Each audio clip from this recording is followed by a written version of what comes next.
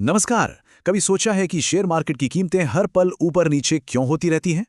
एक सेकंड में हरी, अगले ही सेकंड लाल। ये सब देखने में भले ही रैंडम लगे, लेकिन इसके पीछे एक बहुत ही सिंपल सा लेकिन पावरफुल लॉजिक काम करता है। तो चलिए आज इसी पहेली को सुलझाते हैं। तो सबसे बड़ा सवाल यही है, आखिर ऐसा होता क्या है कि किसी स्टॉक का प्राइस पलक झपकते ही बदल जाता है? क्या इसके पीछे कोई कॉम्प्लेक्स मैथ्स या कोई सीक्रेट फॉर्मूला है? असल में जवाब काफी आसान है। ये कोई रॉकेट साइंस नहीं है, बल्कि ये एक खींचतान का खेल है। जी हाँ, बिल्कुल एक रस्साकशी के खेल की तरह, जहां दो ताकतें लगातार एक दूसरे पर जोर आजमा रही हैं। तो क्या है ये बाजार का सबसे बड़ा राज? चलिए पता लगाते हैं। चलिए रस्साकशी की पहली टीम से मिलते हैं। ये है डिमांड, यानी मांग। सोचकर देखिए, एक पार्टी में आपके फेवरेट चिप्स का बस एक ही बड़ा पैकेट है और हर कोई उसे खाना चाहता है। स्टॉक मार्केट में डिमांड का मतलब बिल्कुल यही है। कितने लोग, कितने इन्वेस्टर्स एक खास कीमत पर कोई शेयर खरीदने के लिए तैयार बैठे हैं। और दूसरी तरफ है हमारी दूसरी टीम, सप्लाई यानी आपूर्ति। अब उसी पार्टी में चिप्स के जितने पैकेट असल में मौजूद हैं, वही सप्लाई है। मार्केट की भाषा में कहें तो किसी खास कीमत पर कितने शेयर्स बिकने के लिए अवेलेबल हैं। और मजे की बात यह है कि चिप्स हों या स्टॉक्स, नियम दोनों पर एक ही लागू होता है।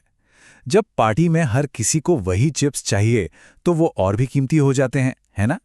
ठीक इसी तरह जब बहुत सारे इन्वेस्टर्स एक ही शेयर को खरीदना चाहते हैं तो उसकी कीमत भी आसमान छूने लगती है।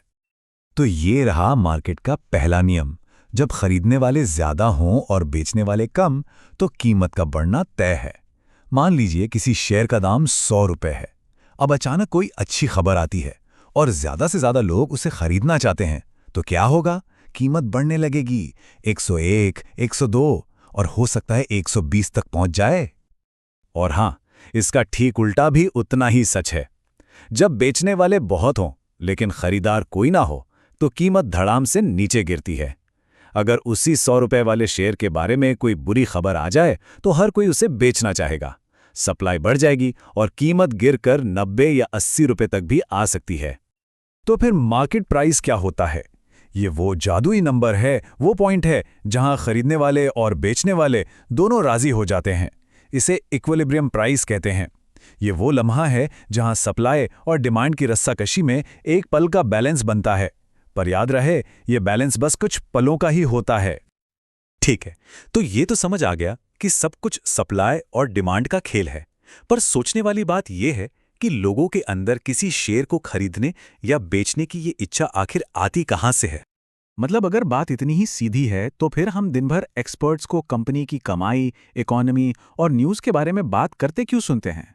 ये सारी चीज़ें इस रस्साकशी पर असर डालती कैसे हैं? ये सारी चीजें ही तो हैं जो इन्वेस्टर्स का मूड बनाती हैं। कंपनी का अच्छा प्रॉफिट लोगों में खरीदने का लालच पैदा करता है, तो वहीं इकोनॉमी की कोई बुरी खबर उनमें डर भर देती है। असल में पूरा मार्केट ही इन दो भावनाओं पर चलता है, डर और लालच। और इसी को हम कहते हैं इन्वेस्टर्स सेंटिमेंट। वॉरेन बफे की एक बहुत मशहूर कहावत है जो इस बात को एकदम सटीक तरीके से समझाती है। वो कहते हैं कि शॉर्ट टर्म में मार्केट एक वोटिंग मशीन है, यानी जो चीज पॉपुलर है, जिसकी चर्चा है, उसकी कीमत बढ़ेगी। लेकिन लॉन्ग टर्म में मार्केट एक वेइंग मशीन यानी तराजू है, जो कंपनी की असली कीमत, उसकी असली मजबूती को तौलती है। तो चलिए बाजार के इस मूड या जिसे सेंटिमेंट कहते हैं उसे थोड़ा और करीब से समझते हैं, क्योंकि असल में यही वो अदृश्य शक्ति है जो हर रोज कीमतों में हलचल मचाती है। मार्केट सेंटिमेंट आप कह सकते हैं बाजार का कलेक्टिव मूड है। क्या ज्यादातर लोग पॉजिटिव सोच रहे हैं और खरीदने के लिए तैयार हैं, या फिर वो डरे हुए हैं और बस बेचना चाहते हैं? यही है सेंटिमेंट। और आज की दुनिया में इस मूड को मापने के तरीके भी काफी एडवांस हो गए हैं। आर्टिफिशियल इंटेलिजेंस यानी एआई लाखों news articles, social media posts और रिपोर्ट्स को सेकंडों में स्कैन करता है। फिर वो शब्दों को पॉजिटिव, नेगेटिव या न्यूट्रल स्कोर देता है और आखिर में एक ओवरऑल सेंटिमेंट स्कोर बनाता है, जो बताता है कि मार्केट का झुकाव तेजी यानी बुलिश है या मंदी यानी बेरिश। ये सब तो हुई थ्योरी की बातें, पर एक ट्रेडर इन अदृश्य ताकतों को चार्ट पर कैसे देखता है? चलिए अब ये समझते हैं। ट्रेडर्स चार्ट पर कुछ खास इलाकों की पहचान करते हैं। पहला है डिमांड जोन। ये चार्ट पर वो प्राइस रेंज है जहां अतीत में बहुत सारे खरीदार एक्टिव हुए थे। ये एक तरह का बायर्स का इलाका है जहां से कीमत के वापस ऊपर जाने की उम्मीद होती है।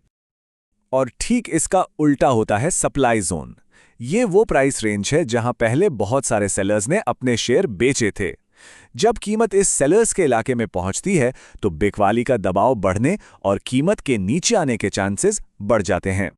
अब हो सकता है कुछ लोग सोचे कि ये तो सपोर्ट और रेजिस्टेंस जैसा ही है, पर इसमें एक छोटा सा लेकिन जरूरी फर्क है। सपोर्ट और रेजिस्टेंस एक सिंगल लाइन होती है, जबकि डिमांड और सप्लाई एक पूरा एरिया या जोन होता है। ये जोन हमें ज्यादा भरोसेमंद संकेत देता है क्योंकि ये एक बड़े एरिया में खरीदारों या विक्रेताओं की मौजूदगी को दिखाता है। तो चलिए, अब तक हमने जो भी समझा है उसे समेटते हैं और इसके सबसे जरूरी हिस्से पर आते हैं। तो सार ये है कि किसी कंपनी के फंडामेंटल्स, मतलब उसकी असली कमाई और मजबूती, वो उसकी लंबी दूरी की वैल्यू तय करते हैं।